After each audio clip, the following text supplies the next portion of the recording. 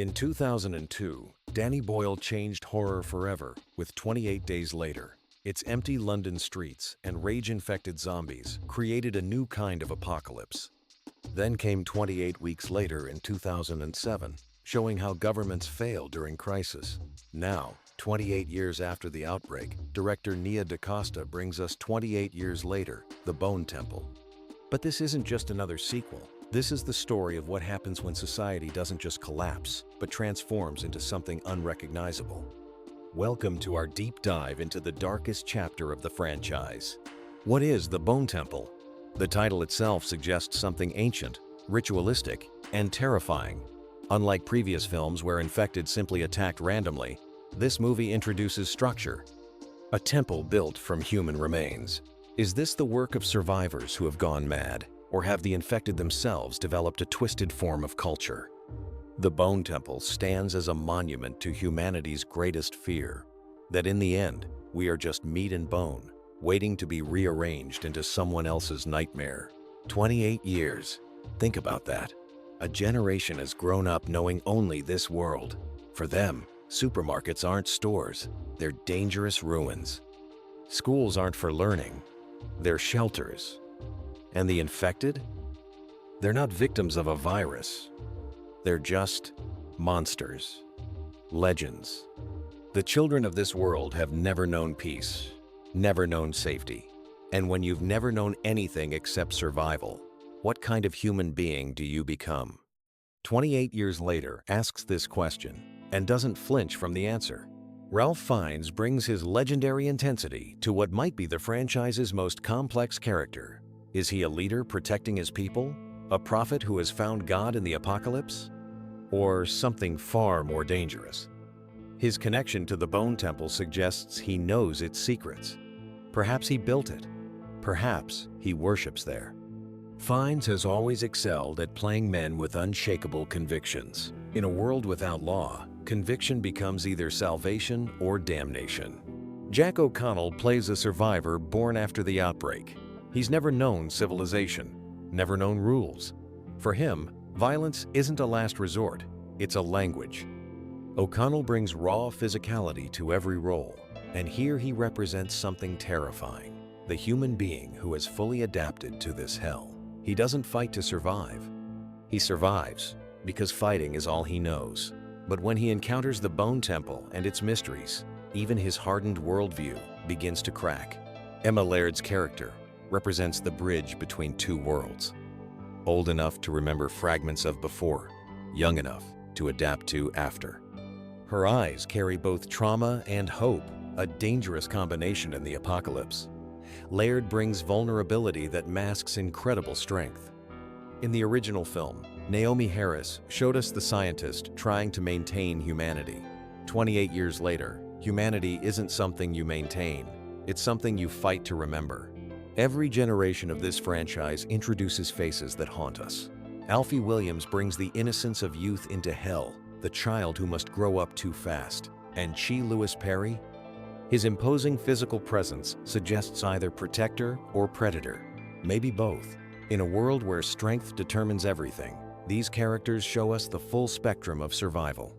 From the smallest to the strongest, everyone in this world carries the weight of 28 years of horror. Bones are what remain when everything else is gone. They're our final architecture. The Bone Temple takes this truth and makes it physical. Every skull once held dreams. Every rib once protected a beating heart. Building a temple from bones isn't just horrific, it's a statement. It says, this is what we become. This is all we are. In a world without hospitals, without graves, without funerals, what do you do with the dead? You build, you create. You make something that will last longer than you.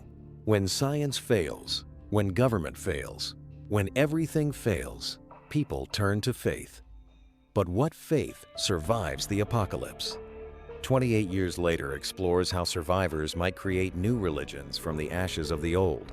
The infected become demons, survival becomes salvation, and the Bone Temple becomes a cathedral for a world without God. Nia DaCosta, who showed us how horror and social commentary blend in Candyman, now asks, What do we worship when we've lost everything? The rage virus defined the first two films. But viruses evolve. 28 years later, has the infection changed? Are the infected still mindless killers? Or has something new emerged? The original infected couldn't eat, couldn't sleep, couldn't think. They were pure rage, given flesh. But rage can't sustain itself forever. Perhaps the virus learned. Perhaps it adapted. And perhaps the Bone Temple isn't built by survivors at all. Perhaps the infected built it. And that thought is far more terrifying. At its core, this franchise has always asked one question: what makes us human? In 28 days later, it was connection. In 28 weeks later, it was family. In 28 years later, the question becomes desperate. When you've survived for nearly 3 decades in hell, when you've done things you can't undo, when you've built temples from bones, are you still human? Or have you become something else? The Bone Temple doesn't just contain remains. It contains the answer to humanity's final exam, and most of us would fail. Nia DaCosta isn't just continuing a franchise. She's reimagining it. After her brilliant work on Candyman, she understands that horror isn't just about jump scares. It's about what lingers, what haunts. Her visual style blends classical composition with modern dread. She uses space and silence the way Boyle used speed and noise. In the Bone Temple, DaCosta creates images that will burn into your memory, because true horror doesn't make you look away, it makes you unable to look away. The original film made us fear empty streets. This film makes us fear what fills them. The British countryside becomes something ancient and threatening. Forests hide horrors. Fields become killing grounds. And everywhere, nature reclaims what humans built. But nature isn't gentle here. It's indifferent. The green hills of England, so beautiful in postcards, become the perfect camouflage for nightmares. DaCosta uses these landscapes to remind us we were always visitors here. The land was here before us. It will be here after. John Murphy's score for the original film became legendary. That haunting adagio, the silence between screams. For 28 years later, sound design takes on new meaning. What does a Bone Temple sound like? What echoes through halls made of skeletons? The infected have evolved, and so have their sounds. The producers have hinted at audio design that uses silence more brutally than ever. Because in a world 28 years dead, the loudest sound isn't screaming, it's the absence of it. 28 years later, The Bone Temple isn't just a movie, it's a question. After everything falls apart, after everyone you love is gone, after 28 years of surviving the unsurvivable, what's left? The answer, it seems, is bones. But bones can build temples. Bones can tell stories.